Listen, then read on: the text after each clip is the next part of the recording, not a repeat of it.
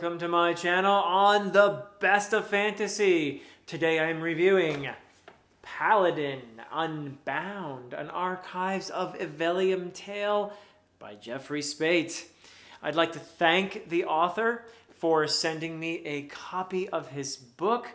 This is part of my effort to cover self-published fantasy on the channel. I want to start by saying that this was a deeply nostalgic read for me. And I should explain that I spent a fair amount of my boyhood playing D&D back in the mid to late 80s. And also, of course, I was a tremendous Tolkien fan during those days as well.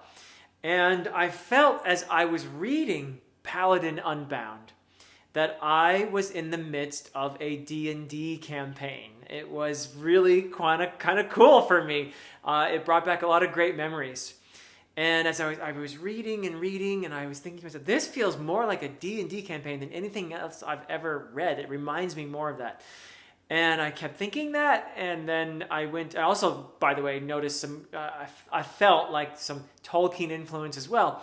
And so I finally just said, let me see what it says here in the back. And I looked at the acknowledgments, and I looked at the about the author part in the back. And sure enough, made me feel really smart when I read that the author, Speight, was a big-time D&D player and also was into Tolkien. So boom, it all fell into place for me. So I obviously felt a kinship with the author through that.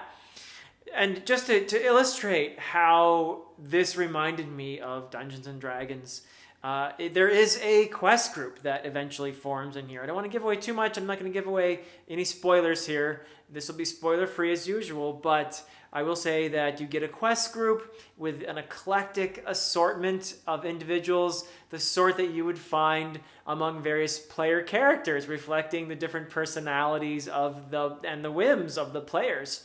And the one I can name, because it does mention this character, the main character, on the back cover, so this is legit territory for me to get into a little bit of specifics, but I can talk about Umhra, the Peacebreaker. He is the main character of the story, and he is a half-orc who encounters various forms of prejudice because of being a half-orc, but also a whole lot of friendship as well, and that has to do with the quest group that I was talking about earlier.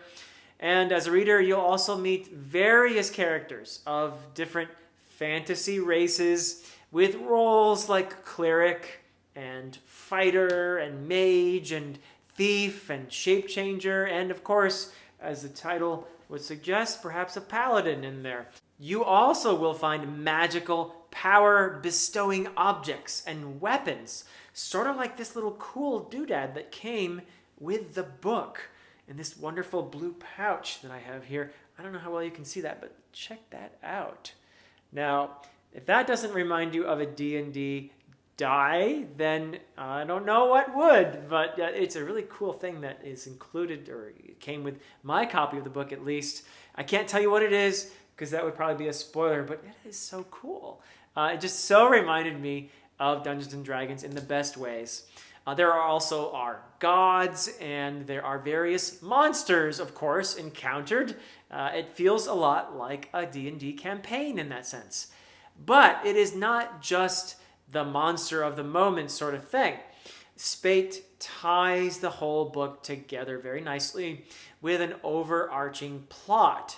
And this plot involves high world-ending stakes and, of course, a big baddie with some dedicated minions. So very much like classical fantasy in that sense. Also, there are some really gruesome moments in here showing just how depraved the baddies really are. So yeah, very effective, gruesome baddie moments as well. Stuff that will make you cringe at times. So, and Speight does a great job of bringing it all to a very exciting, page-turning ending as well. The writing is clean and competent. I would say this is some of the best editing I've seen in self-published books before.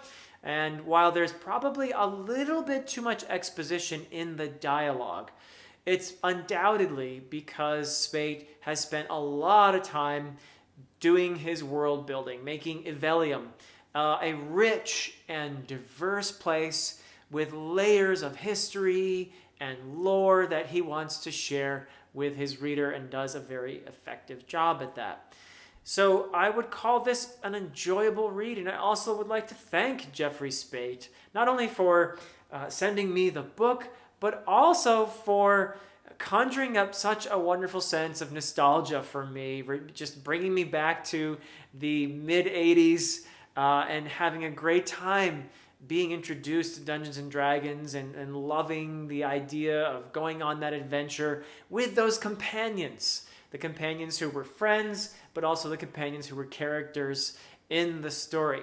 So a lot of fun for me to read Paladin Unbound. And that is it from me for now. Until next time.